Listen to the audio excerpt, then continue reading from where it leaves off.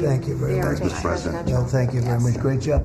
Any questions, please? Yes. Brian? Yeah, Brian. First of all, you've got to. Did they take down the blue tent? Yes, sir. Last time he hit me with a blue tent and nobody knew what he was talking about. We found out, right? Found out, and it was gone the next day, and they had a lot of. Oh. That was not so easy. They had, that's a violent, radical left group. Okay, go I ahead. got peppered with a lot of comments for doing that. They still have their First Amendment right, though. They're still out there protesting. I'm You've got so an amazing team behind you. You've done an awesome job for D.C. I want to get ahead of a story that I think might come out. You pushed out an email earlier today, really showing dozens and dozens of local media in Memphis highlighting all of the violent crime in that city. So they have no problem reporting the crime, but when you show up to solve it, they're going to run around town looking for that one person that says, we don't want Donald Trump in our city. What can you say to the media there in Memphis, Tennessee, to help let them know the people want you there in their city? Well, I'm not sure they found that person, because I saw them doing some interviews, and it looked like they were looking, but they were very, in fact, that producer, that person, I think they lost their jobs, because everybody was saying, we want Trump to be there, they want the people right here to be there. Look, it's very simple. In Chicago, they're getting beat to hell, they're being shot. If you lose 6 or 7 people die over a weekend, they consider that a successful weekend. And when you consider that a successful weekend, that's pretty bad. I had the president of Poland here a few days ago, and we had a news conference. Many of you were here. And I made this statement. I said, we're very happy to announce that it's been over 2 weeks since anybody's been killed in D.C. And he looked at me like, is that supposed to be good? He's looking like, what kind of a place is this? And now it's been a long time, but and as I was saying it, I said, I'm not sure if that sounds good to somebody. It sounded great to you, but it doesn't sound good to somebody from a country where they don't have violent crime like we have. But now it's a long time since that's happened. We went for years where at least one person was killed. Now you're not seeing it all. It's like the border. Millions of people a year ago, millions of people poured into our country. In the last 3 months, there have been 0, as reported by largely Democrats, actually. The border is secure. The country is secure. We've got the hottest country anywhere in the world. And I'll tell you, a year ago, we were a country in tremendous trouble, probably a dead country if it continued. So we're very happy about it. And so just, in terms of your question, people have never seen anything like what we're doing, and I think they're very happy, and they want us to be there. They don't want to be mugged. Who would say, gee, I don't want the National Guard? And you need that in terms of numbers. And also, you look at those guys, I looked at them, they're rough guys. They're, the Supreme Court voted recently on merit. We're a merit-based country again. I said they had tremendous courage to do that. We're a merit-based country again. When I looked at the people that were patrolling the streets for the National Guard and for others, I could see we're merit-based. They were rough-looking, they were tough-looking, and they love our country. So that's where we are, Brian. Thank you. Thank you very much. Yeah, please. Yes. Given with all the that's going on with Charlie Kirk's assassination and the left-wing, violence going on, do you have plans, and actually this is a great opportunity with all these do you plan on designating Antifa finally a domestic terror organization? Well, it's something I would do, yeah. If I have support from the people back here, I think it would start with Pam, I think. But I would, if you give me, I would do that 100%. And others also, by the way. But Antifa is terrible. Are there other groups, if you can make it? There are other groups, yeah. There are other groups. We have some pretty radical groups, and they got away with murder. And also, I've been speaking to the Attorney General about bringing RICO against some of the people that you've been reading about that have been putting up millions and millions of dollars for agitation. These aren't protests. These are crimes, what they're doing, where they're throwing bricks at cars of ICE and Border Patrol. And they come in with a beautiful new car. They're so proud. It's Border Patrol, ICE. It's got whatever it is. And they're throwing rocks at it. And after 50 yards, it looks like an old beat-up vehicle. It was just brand new. It was just bought for the purposes. And they don't have to take that anymore. I let it be known. We'll take responsibility. They don't have to take it anymore. And they don't want to take it. They were told by a past administration. It became almost a culture. If somebody throws a rock at you, do nothing. If somebody spits in your face, do nothing. And I say, when they spit, you hit. Do whatever you want. You do whatever the hell you want. I watched it so sick it made me. For 4 years, I had to sit home and watch people screaming at policemen and spitting in their face, and they weren't able to do anything. They just had a grin and bear it. They're standing up like a piece of steel. And a woman, in many cases, women, you can see they're professional agitators. I had one the other night. I had 4 the other night, all in one group, total phonies. I started to scream when I got into a restaurant, oh, you know, something with Palestine. And I said, well, I'm doing a great job for peace in the Middle East. I should get lots of awards for that, right? With the Abraham Accords and everything else. But a woman just stood up and started screaming. And she got booed out of the place, too. There were a lot of people in the restaurant. I went there to show how safe, and it was safe. I mean, the woman is just a mouthpiece. All she was a paid agitator. And you have a lot of them. And I've asked Pam to look into that in terms of RICO, bringing RICO cases against the criminal RICO, because they should be put in jail. What they're doing to this country is really subversive. Is that Mr. President? Can I ask you one on crime, Mr. President? Can I ask you one on crime and one on Charlie Kirk? You've floated potentially going into St. Louis. You mentioned you want to go into Chicago next. Could St. Louis be after Chicago? It's going to be around there someplace. Yeah, we got to save St. Louis. We've got to save these cities. This isn't like, you know, we're going to do something. We have to save St. Louis. We have to save Chicago. I know all about Chicago. I have a great, beautiful building. I'm so proud of it. But, you know, you get less proud when you see all the crime. When they announced 2 weeks ago, 11 people killed, this is over a weekend. I think they said 38 people shot and 11 people dead. And then you watch Pritzker get up and say, we've got crime under control. And I will say that Cash and the FBI did a good job. With a very light force, they went in, and for about 4 months, Cash or so, yes, they've been working on keeping crime down. They have brought the numbers down a little bit. But those are the easy numbers. You know, the first 20, 25% are the easy numbers. That's where it gets. Then you have to bring in the big forces, right, which is what we always intended to do. But I think the FBI's did a very good job. In particular, in Memphis and Chicago, they brought it down a little bit. Like 20% and 25%. Well, I guess it's not so little, but we have a long way to go. We think Chicago is going to be next, and we'll get to St. Louis also. And on Charlie Kirk's assassination. And New Orleans we want to get to, too.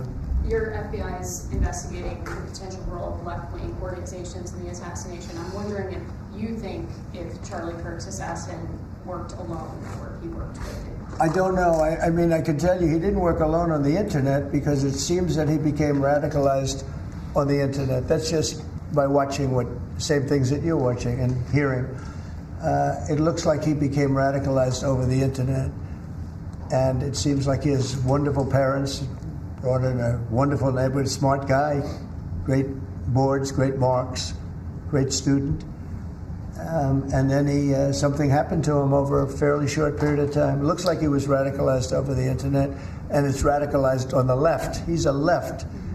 I have a lot of problems with the left, and they get protected, and they shouldn't be protected. But as you understand, I think, very well from the tone of your question. Thank you very much. On Venezuela, on Israel. First on Venezuela, what can you tell us about this Venezuelan boat that was taken out? And do you plan to provide proof that these were narco-terrorists who were on their way to the U.S.? Well, we have proof. All you have to do is look at the cargo that was, like, it's spattered all over the ocean. Big bags of cocaine and fentanyl all over the place. And it was, plus we have recorded evidence that they were leaving. We've recorded them. We're very careful because we know you people would be after us. We're very careful. The military has been amazing. And General Kane showed me a little while ago the clip, but you could actually see it. But you don't have to see it because we have recorded proof and evidence. We know what time they were leaving, when they were leaving, what they had, and all of the other things that you'd like to have. But we have noticed that there are no ships in the ocean anymore. We're seeing that there's like no ships, when the first one we went, there were hundreds of boats. Now there are no boats. I wonder why.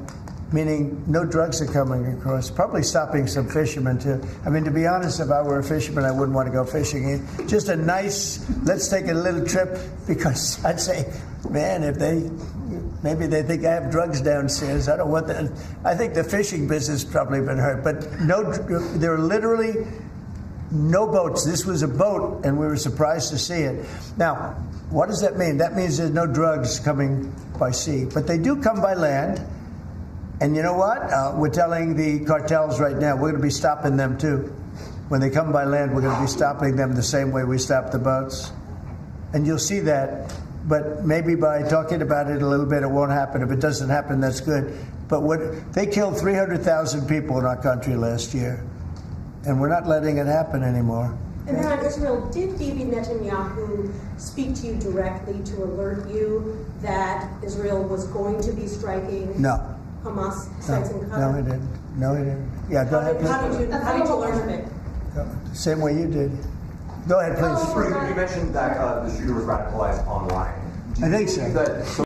You know, by the way, when I say that, that's my opinion. I think he was radicalized online based on what they're saying. Do social media companies bear any responsibility for that? And how does that I'm going to have to ask, I don't know, I'd ask Pam that question. I don't know if you or Todd could give an answer to that. Somebody has to bear some responsibility. You know, and President Trump, I've always told parents, you got to watch what your kids are doing on the internet, what they're doing online, what they're listening to, what they're reading. They're all online, they're all on their phones all the time. Parents have got to monitor that, because this starts when you're young. This starts when you're young, when you listen to these groups, when you watch these shows, and parents have got to just be vigilant. So sure, that's part of it, and they're meeting kids online who they think are kids, and they can be anywhere in the world, and talking to them, and yeah, they are being radicalized. Mr. President, he went bad, and he just went bad very quickly in a sense, because he sort of led a very normal life, a life of, great education, schools, everything else, but somewhere along the line, something happened. Yeah, please. Thank you, Mr. President. How will you send the National Guard into Chicago without the cooperation of the governor and the mayor? Well, if they do cooperate, that's good. If they don't, it's not going to matter to us at all. You know who wants to help us? Police department. They have no respect for the governor. They have no respect for the mayor. They respect us.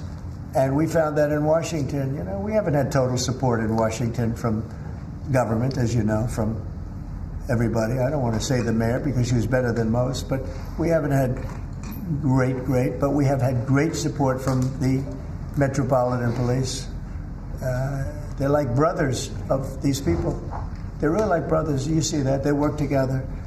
And so if the governor wants to support, as I said to Bill, it's going to be his proudest moment, what he's going to do, the governor of Tennessee, what's going to happen with Memphis. And 3-4 weeks we'll stand together and we'll say, look at this, the crime has almost disappeared, maybe completely disappeared. In Washington, they don't even know how to record it because it's down so much. They've never heard. I heard 87% is down. I said, really? Who are the 13%? Because it's more than that. It's actually more. Hard to believe, right? You're going to have the same results in Chicago. And we hope we have the governor's help, but if we don't, we're doing it without him. And on social media, Mr. President, you had the framework that's been agreed to with TikTok, for example. Will China continue to have a stake in the company? Well, we haven't decided that, but it looks to me, and I'm speaking to President Xi on Friday for confirmation of that, and, frankly, more importantly, a big deal. And we've had very good meetings. As you know, we were in Europe, our people, Scott Bessent and Jameson Greer, and others. And it was a very big meeting with China. And, they're treating us with respect. We treat them with respect, too. But it was very successful. And on top of it, we have what could be a very good deal. Don't forget, I've had more people say, could you try and keep TikTok alive? I use TikTok. I have to admit it. In the election, and look how I did with youth. No Republicans come close. I blew everyone away. If you look back, not so long ago, Romney, he got like 7% of the youth. I got like 8 times that amount. I got tremendous numbers of youth. By the way, I want to say, Charlie helped me, and Charlie was the one. Get on TikTok. He used to say to me, "Get on TikTok." Charlie was unbelievable. So probably, and I did. I had somebody named TikTok Jack. And he'd put that camera, he said, just a real quick statement, sir, like 10 seconds or less. They didn't like anything over 10 seconds, but it worked. But Charlie is the one that really, and my son Barron also. And I have to say, Don, Eric, the whole group, it's important. And it can maybe even bring us closer to China. We had a very good meeting with China. I was surprised. I didn't expect it to that extent. And I'm going to speak again with President Xi on Friday, and I think that'll confirm things up. Who's buying it? On Charlie Kirk in crime. On Charlie Kirk, do you plan to speak at the funeral, and what would your message be? Well, I'm going on Sunday. We're taking a whole plane load, and having. I was invited on Saturday, but I said I'd rather save it for Sunday. We're going to have a stadium, and I'll bet that stadium is going to be pretty packed. Maybe completely packed. It's going to be big, but I'm going to be at the stadium, and I guess I'll say a few words. I don't know, but I guess I will. But I knew him very well. He was an amazing guy. He was all about young people, getting them started right. And he was like a magnet for young people. They just attracted to him. He loved them, and they attracted to him. His wife is a tremendous person, by the way. He always had great respect for his wife. He got married. I didn't know he was getting married. I heard he got married, and he loved her. He really loved her. She loved him, and I think she'll have something to do with keeping that whole thing going. Turning Point it became a very big deal, and I heard they had like 38,000. So he wanted to get it up to 20,000 chapters. That's a lot. That would have been a lifetime's work. I heard that over the last 4 days, they have 38,000 people wanted 38,000 chapters at colleges, schools, other places. Numbers that nobody's ever heard of numbers like that. So I think Turning Point could be, through what happened, this horrible act, it could be maybe bigger than it could have ever been had he been there. And I will say this: he'd be very happy if he saw what was going on. And there's some very good people, because I speak at Turning Point quite a bit, and Charlie would call me up. So the last time I spoke to him, he said, "Sir," and I think it was Phoenix, "Sir, could you get to Phoenix?" This was like in a day. I said, "Charlie, I'm the President of the United States. You're coming, asking me if I could speak tomorrow in Phoenix. You can't do that to me, Charlie." But usually I ended up going. He was great. He was a great guy, and he didn't deserve this. He didn't deserve this, believe me. Ilhan Omar, after his assassination, called Charlie Kirk a reprehensible human being. Should she be stripped of her community assignments? I would say, I think she's a disgraceful person. I think she's a disgraceful person, a loser.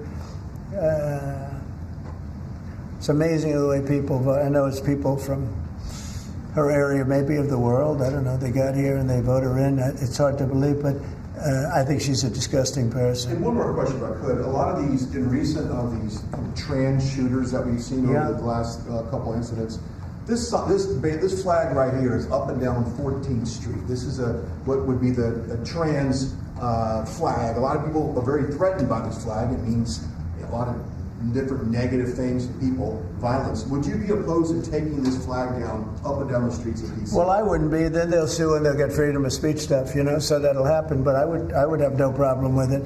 I will say, and Steve might just mention this, Todd, you might mention it too, because we're putting out an order.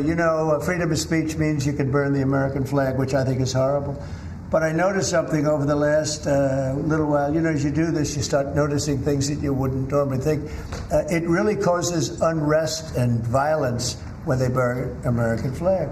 So the American flag, I wanted anybody burns the American flag, go to jail based on freedom of speech, goes to jail immediately. But the freedom of speech protected them, right? And that's been argued a couple of times, and it's one of those things. But you know what? Hasn't been argued, and we're going to be arguing it, I think, very soon, and that's the violence. They incite violence. So I saw it just yesterday, they burned the American flag, and people that were there were fine, and all of a sudden they're going crazy, and there's fist fights. It wasn't in Memphis either. But I will say, it incites violence. And I think you just do the exact same thing. Don't use freedom of speech. Use the incitement of violence. I mean, it's really, you got to see, these people were going at it. Yeah. And you could burn other things if people just sit there, they fall asleep. You burn the American flag, and on both sides.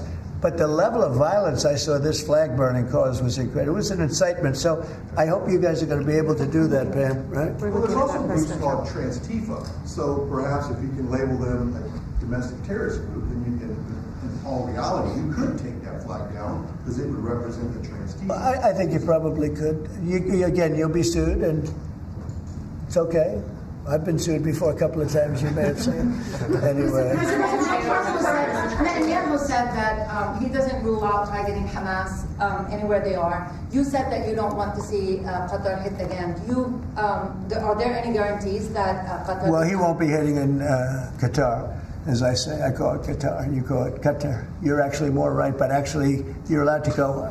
The Emir said, you can say it any way you want, but I've always thought of it as Qatar. I think it's a beautiful sound. And actually, they've been a very good ally. And a lot of people don't know that. But he won't be hitting Qatar, but he will be maybe going after. Now, there was an article that I read in a newspaper just about an hour ago where Hamas said they're going to use the 20 hostages as human shields. They're going to bring them up from the dark tunnels, and they're going to put them in the line of fire so that if Israel goes forward, they're going to die. And I thought that was very terrible, and I put out a statement on that. You saw that. Mr. President, I want Charlie Kirk, in retrospect, given all of the moving ways that this White House has paid tribute to Charlie Kirk, right. Do you think it would have been fitting to lower the flags to half-staff when Melissa Hortman, the Minnesota House Speaker, was gunned down by an assassin as well? I'm not familiar. The Minnesota House Speaker, a Democrat, who was assassinated this summer. Well, if the governor had asked me to do that, I would have done that. But the governor of Minnesota didn't ask me. I didn't. I wouldn't have thought of that, but I would have if somebody had asked me. People make requests for the lowering of the flag, and oftentimes you have to say no because it would be a lot of lowering. The flag would never be up. Had the governor of Minnesota asked me to do that, I would have done that gladly. And given the killing of Melissa Hortman, the attack on Paul Pelosi, the attack on Gabby Giffords, the attack on the Pennsylvania governor's mansion, why make the case that violence is only on one side? It seems to be taking place. I didn't say it's on one side, but I say the radical left causes tremendous violence, and they seem to do it in a bigger way. But the radical left really is caused a lot of problems for this country. I really think they hate our country. Okay, yeah, please. This may be related to the RICO work that you're doing, and I'd like to confirm. And we are really looking at that seriously. Vice President Vance was speaking with Stephen Miller earlier today about targeting NGOs that they were saying foment violence. Right. Is that? Can you speak more to that? And what NGOs specifically are you looking to target, sir? A number of them. Steve, please. Yeah, so I believe what you're referring to is there are these nonprofit entities that organize, as the president mentioned, attacks on ICE officers, attacks on Border Patrol agents, organized doxing campaigns, which are a violation of federal law. They break off cement and they bring into riots. They have organized drop points for weapons, organized drop points for gas masks, organized drop points for all the materials necessary to launch a riot. Of course, you saw that during the Black Lives Matter riots as well, too. So there's this whole network of organizations. And I think the key point the president's been making is somebody is paying for all of this. This is not happening for free. And so under the president's direction, the attorney general is going to find out who is paying for it, and they will now be criminally liable for paying for violence. And a new thing that I've been seeing a lot of lately, but never saw before, is they're walking in with bricks and rocks and everything. And the FBI or the Border Patrol or ICE or the police are grabbing them and taking them away, and that's great. And then they whip out a hammer, and it's a beautiful hammer, really. It's nice. This is not a hammer somebody happens to have. These are serious hammers, beautiful, brand new hammers, and they start breaking up the concrete sidewalks and the granite curbs in many cases. Granite is hard to cut, it's very hard stone.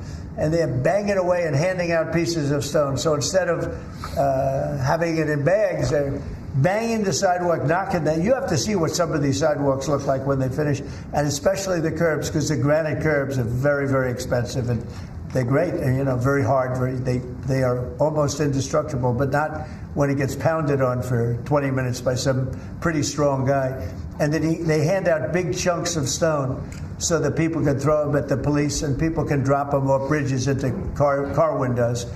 No, we have a long way to go, and we're going to make it all good. We're going to make it really safe. This country is going to be safe. We've got almost 3.5 years. Think of that, 3.5 years. It's a long time. It goes quickly. But at the end of that time, I hope one of the many things we can say is that we made our cities safe again. Thank you very much, everybody. Thank you. Thank you. Come on, everyone. Thank you very much.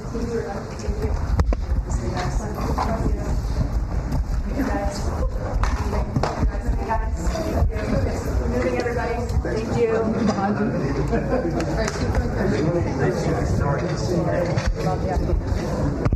See you tomorrow.